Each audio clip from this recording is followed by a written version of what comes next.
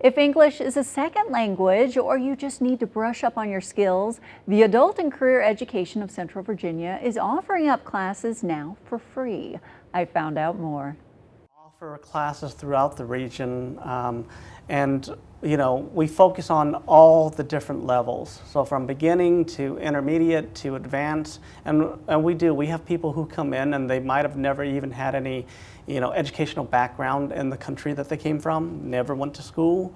They can also maybe have lived here for maybe 10, 15 years, and just need to brush up on their English. For opportunities for employment, and we have people who might come to the country with advanced degrees, and they're really advanced in terms of receiving like educational background and can read and write, but maybe perhaps their communication, speaking skills might not be up to par for them to get the job they want. Interesting. And are these programs available for free for folks out there? Oh yeah, all the programs that we do pretty much are free.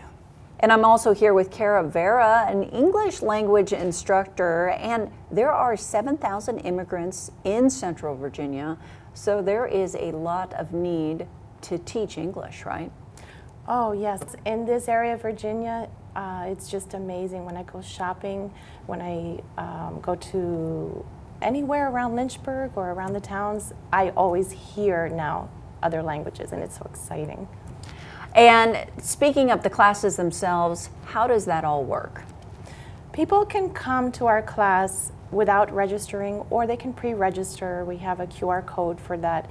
The important thing is to show up. That first step is really the most important. And we meet them at the door and we receive them, and then we start in the process of finding out what they need.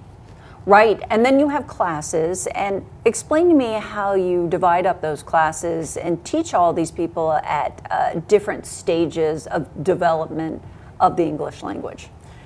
So we do observations, and we have conversations, and that's a little bit of informal assessment, and I take notes on my students. What do they really communicate like? What is their learning style? You can tell right away.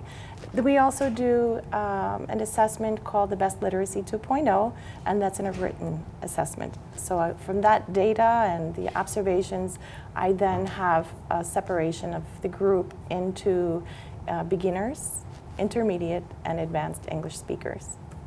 And the really cool thing about you is you've lived the other side of it. You've been the immigrant, so you understand how confused they may be or overwhelmed they may be, and can walk them through the process, right? That's right. I did live for 1 year as a foreign-born person in Ecuador, in a big city, Guayaquil, and I had the challenge, the opportunity, and the honor to enter into the public school system, enroll my children, and walk with them through that whole process, and connect with the teachers, connect with the other students, my neighbors. And it was really scary, but it was also very exciting and fun because of the relationships that I found. And the whole idea, too, of being in another country, you have a family.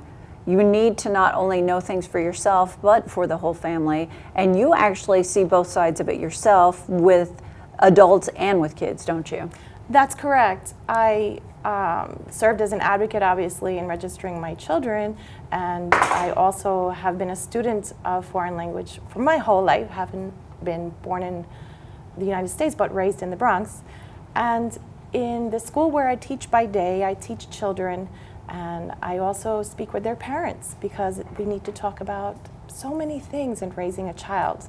And I get to know the family, and sometimes there's special situations, challenges, their strengths, their wonderful backgrounds, culture, and it gives me that holistic view of education and language acquisition. And you're actually looking toward new programs for the future, Family Literacy Project. Tell me about this. Yes, well, Lynchburg City Schools has been working very hard to meet the requirements, obligations, and joys under Title III. And one of the aspects of education is to have community engagement, parental engagement, not just the PTO, that's important, but also meeting needs.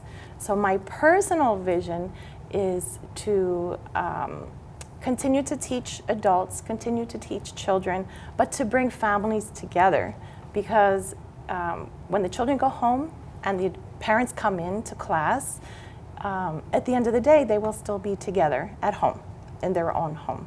And my vision is for them to have opportunities to learn English in special ways and to introduce their own culture. And even something which is very interesting called translanguaging, which is where we introduce our first language into a conversation while we're learning another language. And I've done that myself when I've spoken other languages.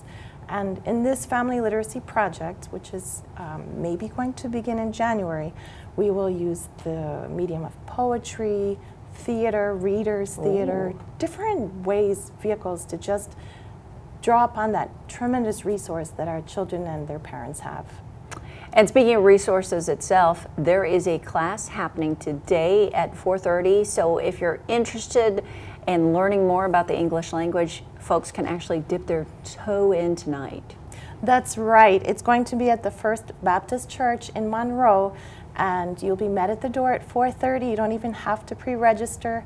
And what I could just say is, bienvenidos. Everybody come. And to learn more about the English language acquisition or any of the other adult and career education of Central Virginia programs, give ACE a call at 434-528-6494 or head online to centralvaadulted.com.